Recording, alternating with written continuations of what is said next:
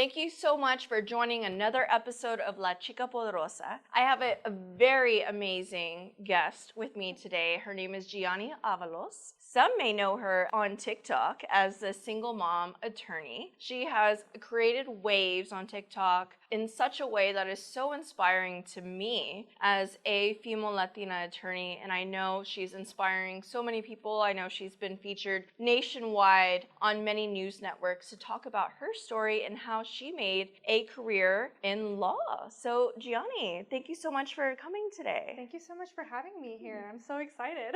Yes. So we're fellow South Texas College of Law grads. Yes, that's correct. Yes.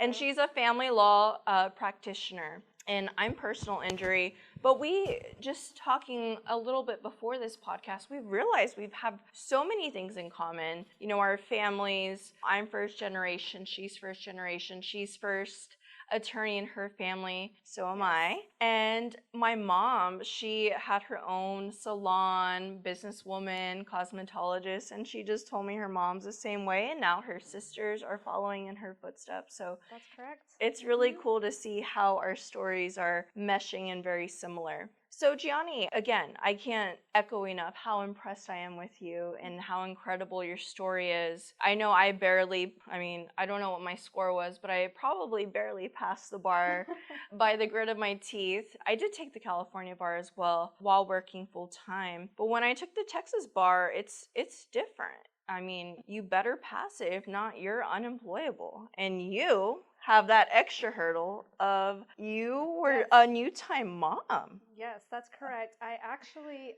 my baby was due the week of my final exams. I had to ask my law school professors if I could take my final exams a week early. They agreed to it. And then I had my baby that week, and I actually asked my doctor to induce me because I wanted to take my baby to graduation. So I took him with me to graduation at 2 weeks and started studying for the bar, and the rest is history. So, I mean, wow. You know, so many of my followers, they ask me bar tips, but how to study for the bar. I couldn't imagine studying for a bar exam with a 2-week-old, and I love that you documented that all. Yeah. That's incredible. Yeah, no, it was definitely challenging. I think my faith definitely pushed me through it and kept me afloat. But more than anything, it was just recognizing the challenge that I knew I was encountering. And I, like many other people, had the same mentality that I could not afford to fail this exam. I could not afford to take it twice. And it was, I think, just keeping that mentality, staying focused, having my faith within me kept me going, and I passed it the first time around, thank God. So. And two things that you just said are very significant. A lot of people who I have interviewed in this podcast, they all talk about faith and how it has pulled us through a lot of hurdles. And I mean, I could talk about that all day long. And then another thing that I don't think a lot of people realize, which, you know, I try and host podcasts or Zoom calls for people who are interested in practicing law, where it's not, when we're taking the bar exam, it's not like a test where, oh, if I fail it in 2 weeks, I can sign up and take it again. That is completely false. Right. For us, it's you better pass it. If not, you have to wait a whole nother, 6 months? It's only offered twice a year, in February and in July. And you don't find out if you pass until months later in a very public way. I know it changed since I took the bar, where I think now you get private emails. You do get private emails, and then I think a couple hours later the list is released to the public. But yes, I 100% agree with you. You really have to think twice about whether or not you are prepared to take the bar, because it's like you said, it's not like any other exam that you can just go 2 weeks later and do a retake. It just doesn't work that way. Exactly. And because of the fact that it's only offered twice a year and the amount of time it takes to grade the exam, it's really a whole year process. So that's why when she says, you know, it was all or nothing, because if you fail it one time, that delays your whole ability to make a living for a year. And yes, there are firms that, oh, we'll keep you on, you know, if you don't pass the bar. But I will tell you, I worked for a firm before I was licensed to practice law. I had just graduated, but they told me, they said, if you fail the bar exam, you're done. We're done. And I've seen, and luckily I passed the first time. I took it very seriously, as I take a lot of things, but I have seen people get fired because they did not pass the bar on the first exam, on the first time. But Gianni, I think, is a unicorn, so to speak, because you decided to, let's skip working for somebody else. Let's just dive right in. Right. So how did that happen? I mean, there was a few things that happened in the interim, but ultimately I just felt like I needed to run my own practice. I did face discrimination as a single mom when I was applying to firms. I actually, and I talked about this on my previous interviews, but I had an employer that I had applied to work for call a previous employer for a reference, and that potential employer told my previous employer that they didn't think I would be as hard of a worker because I was a single mother. And so ultimately in the beginning I did feel somewhat humiliated, but then I realized I can do this on my own. Like, if God's gotten me this far already, why would he not let me or help me, to pursue my own firm? And you just know that you're in the right path when all of the pieces start to fall in the right direction. And so I noticed that when I started my own firm, and it's been the best decision because I do have the flexibility that I need to be a mother and be a lawyer, and I don't have, a boss hanging over me asking me to be working late in an office. Right. So, and I do agree with you. My path was a little bit different. I did work for a firm for 5 years, and I did gain amazing, incredible experience working on $1 million cases. And I ran with the wolves. They were stallions, so to speak. But they always, like, towards once I started getting seniority, they're like, if you want to work from home, that's fine. But as a litigator, it was almost impossible to have that work-life balance. And to where one day I had my second son, and I'm like, I don't think I can come back. I left a very high salary, bonus intensive firm, and I told my boss, I said, I love working for you, but I have to do this on my own, because it's nothing like working on your own, where it's okay if you're making that filing at 1 o'clock in the morning or whatever time it is. Exactly. You have no idea how many times I stay up late at night when my son is sleeping to get in those extra hours of work. But it's great because I'm able to do that. Yes. And it's a blessing. So I'm sure you do as well with your platform, a lot of women ask, is law a great career for a mom? I always say, this is my answer. I always say, if you want to make a living, I would say being a lawyer is a fabulous career. Why? Because and I respect everybody in the medical field, we're taught, oh, you should be a doctor, a dentist, or a nurse, or another high-paying wage. But in order for you to make money, you have to be treating a patient. You have to be there in the hospital. You have to be there at the office, diagnosing. Whereas us lawyers, I'm sure you've been somewhere, at Panera Bread, and you're reading an email and analyzing a case and making money. Or for me, I'm settling a case, and I could be anywhere in the world. As long as I have my computer and my internet and my phone, things get done. Exactly. And my whole server, everything's online. So the ability to be able to say, you know what, I got to block out these few hours. I have to go to my daughter's play, or, whatever little event. I think being a lawyer is a great career for a working mom. Do you agree? I think so. I mean, I think that it becomes an even better position for a working mom if you do work for yourself. But I mean, that all comes with experience and with confidence, and you can do that. But absolutely, I 100% agree. Yeah. So let's talk about how we found each other. I think that is pretty cool. I ran across you because I am really big into social media.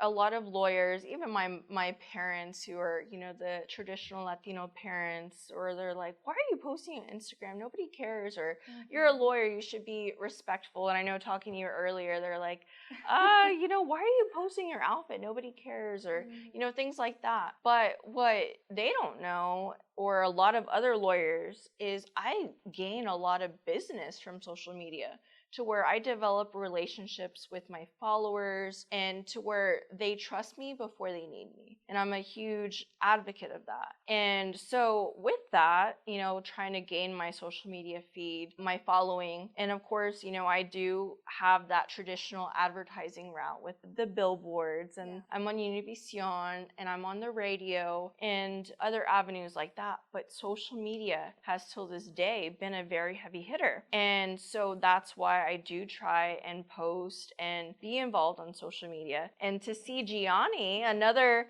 Latina attorney, and to see her story and how raw that she shares it, I think it's so inspiring to me, especially because I've been there. And to imagine being a single mother, like that is something like bowed down to you to be able to do it. And the way that you share your story is very inspiring for fellow Latinas and other people as well. And so when I came across your page and I saw you were following me too, I said, I need to get Gianni on my podcast. So again, thank you for coming. And then to hear, I'm like, how did you hear about me?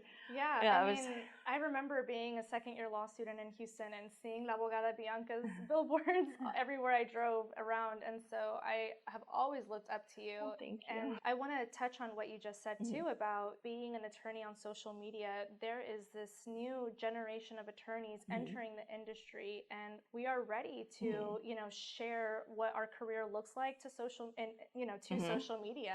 That's very untraditional. Lawyers weren't always able to market themselves. Until precedent allowed for us to. And so we still do have those older generation attorneys that look to us kind of funny. Like, why are you being so vulnerable and so open to the public? Why, I think that coming from an immigrant background as well, like with our families, they also view attorneys the same way. But it's true. We do get so much business from it. And I remember there was one thing that you had posted on Facebook. I don't even think you knew me at the time. But what I'm trying to get at is I went to this networking event recently. I handed them my business card, and my colors are white and gold, right? And there was this older generation attorney. He ended up calling me after that networking event, and he said, it was really great to meet you, but I just want to share something with you. I don't like your business card. He said, I think that they're just a little too out there, right? And I mean, I didn't think anything of it, but I mean, I remembered what you had posted on Facebook years ago. You said, nobody does you better than you. Those words came to my mind whenever he told me that, and I said, I'm not going to change my cards. I like them. They're me. They feel like me. Right? And the same goes with social media. I think that if you're being yourself on social media, people recognize that, they like that. They gravitate towards it. Exactly. And you can gain a good amount of not just followers, but clients as well. Yes. So.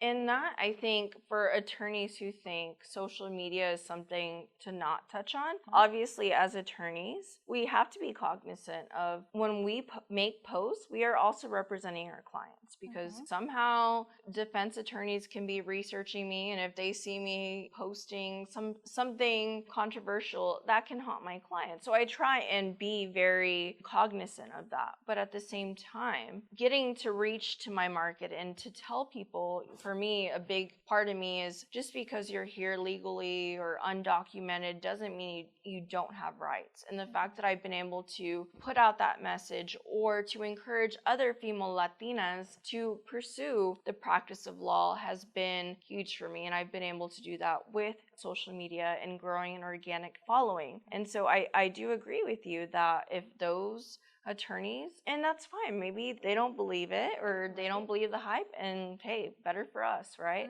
So it's just amazing to see how many amazing people I've met through social media, and you're including one of them. Thank you. Yeah, I think that when people are searching for an attorney to hire, they look to, they're already somewhat intimidated by us, right? Right. But when they see us on social media, they say, you know what, I can relate to that person. Yes. Aside from them being an attorney, I can relate to them. And I get that all the time with clients, that when they reach out to me, they say, I like that you're a single mom. You understand what I'm going through. That's so true. Yes. And I want someone like that on my side to advocate for me. Exactly. Because if we can understand them and they can relate to us in some way, we can advocate for them better. And so, but that's something that if we didn't have the power of social media, it would be very hard to relay that message to others. And it is, because I always feel you want to be personable. And it's no different with doctors, where you're like intimidated. You're like, oh, I don't know if they're gonna like me or if I can talk to them like this. But with a social media, you're creating your persona, or not creating it, but you're just bringing out who you are in an organic way. And to where I always tell people, I love social media because I develop relationships with my followers before they even need me. Exactly. So they know who I am.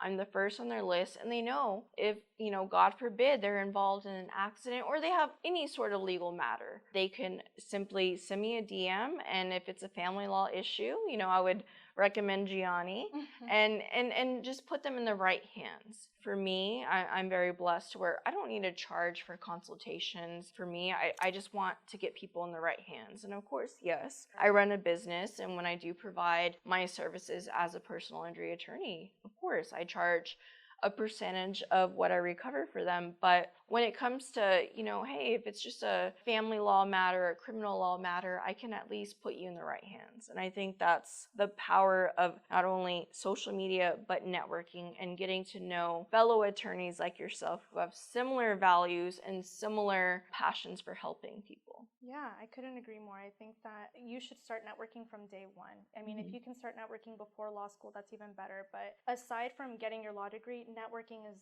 something so valuable that you're going to get out of law school. I mean, those relationships that you're going to make. And it's like you said, I mean, we don't practice every area of law out there. No. I don't think that would make us good lawyers. No, if we I agree. But the fact that we do have a network of other colleagues that we're able to refer cases to, I mean, it makes us good lawyers in the end. Exactly. Yeah. And it's a very much team approach. And so what is next for you? What is your vision for the next 5 years? Yeah, I mean, I just want to be a good lawyer. I mean, I am a young attorney, and so a lot of what I'm doing right now is just growing as a good lawyer. But ultimately, I do have a background here in Houston. I mean, I graduated from here, so I would like to open a second office in the Houston Metroplex and then have, both locations. That would be a great goal to have achieved in 5 years if I could. I agree. That would be incredible. And so what got you into family law? I mean, so it's kind of funny. Whenever I first started my TikTok, I was not out there just posting about family law. I mean, it was a vulnerable space for me on TikTok. I was posting about my life and what that looked like, right? But I mean, and naturally a lot of single moms started following me and they started DMing me with questions and they started asking if I could represent them, etc. And so I said, I just feel like this is what God wants me to do right now. In law school, when people asked me what I wanted to practice, I always said, whatever God puts on my desk. Wow. And I never knew that was going to be family law in the future. I did come from a paralegal background of family law, but I didn't have a baby at the time. And I think a lot of people look at my story and they think, oh, okay, she was a single mom, she was in law school, that's why she did family law, but not necessarily. But once that was everything that started walking through my door and all the calls that I was getting, I just realized that that's what I needed to be doing, and I fell in love with it. I like it. Yeah, I think it's an amazing career, especially as a woman who has gone through it. You just have that extra dose of compassion that I think a lot of people don't have, you know? No different from me whenever I represent a mother who has lost their child due to the negligence of another person. That enrages me because I'm a mother. Like, I could not imagine my life without either of my kids. So I definitely understand your passion and where all of that fire is ignited. And so what got you into the practice of law? Let's go back to that. I mean, honestly, I was an undergrad, I was working for different firms, and I was a paralegal at different firms, and I realized that I wanted to do what was next, and that was to be an attorney. It was always in the back of my mind, but whenever I was working for different lawyers, they were all solo practitioners. And I come from a family that is full of entrepreneurs, and so I said, I don't want to work for somebody the rest of my life. I like being a paralegal, I like this industry, but I don't want to work for somebody else for the rest of my life. And I knew that if I wasn't going to, and I wanted to stay in the industry, I needed to be an attorney to do so.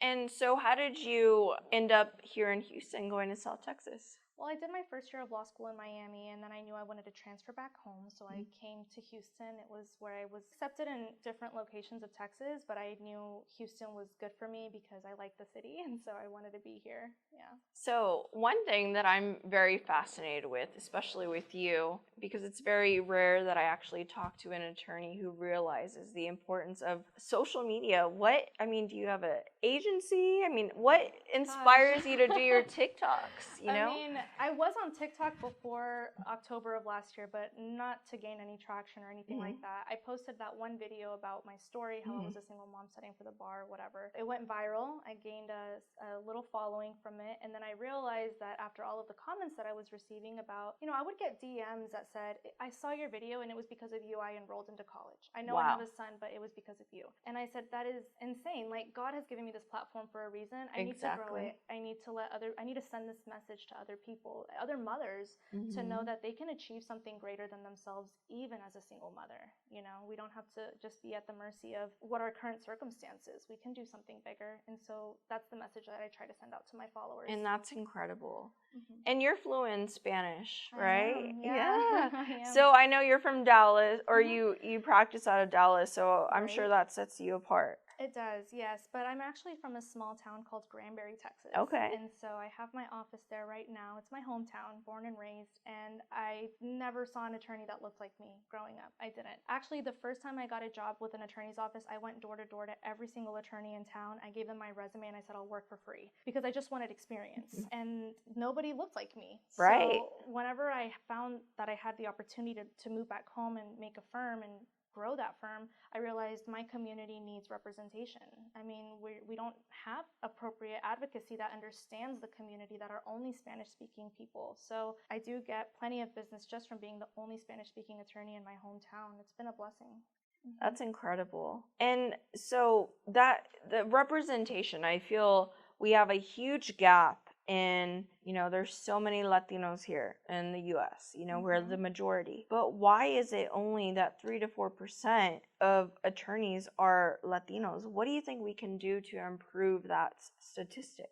Gosh, I mean, one thing that I always admired about my mom is that when she couldn't teach me something, she found a way for it to be taught to me. And I think that if we have to understand that we're not going to know everything, we're not going to be able to teach our kids everything. Right. But the one thing that we can do is try to get the generation after us more ahead than what, our current circumstance is. And in order to do that, you have to be able to ask for help from other people. You have to be able to have your children get help from other people. So I think that it's just about advancing the future generations that come of us. I agree with that. For me, growing up, my father, he worked for a personal injury attorney. He was always telling me, I want you to become an attorney. I mean, I want you to follow the passion. He was always so great at working with clients. And I think that is my biggest strength, is just putting the clients at ease and letting them know and having that compassionate heart to say, I will represent you to my fullest ability. We have a plan. We're going to stick to it. But another thing that I feel that I didn't realize when I was becoming an attorney, that would be one of the biggest blessings that has inspired me was growing up. I would drive around and see all these billboards of these powerful men as attorneys advertising, and I'm like, where are all the women? And more importantly, where are all the Latinas? And so being that one person, I mean, I'm not the one, but having that ability to have my billboards up here in Houston and mothers reaching out to me saying, thank you for putting your billboards out because you're inspiring my daughter to become an attorney, to follow in your footsteps. And to me, that is incredible. And so one thing I do want to continue to do is, I host Zoom calls where, I talk about the practice of law, how to get into law, how to be a great law student. Right. And I think maybe one day we'll have to collab and have a big class of amazing people thinking about entering law. And just hearing your story, it's just, I could only imagine, we're just touching the surface. And you're an inspiration to a lot of us Latino women. And it's an honor and a privilege to have you here today. Thank you for having me. Yes, of course. And so please tell people how they can find you, what type of law you practice.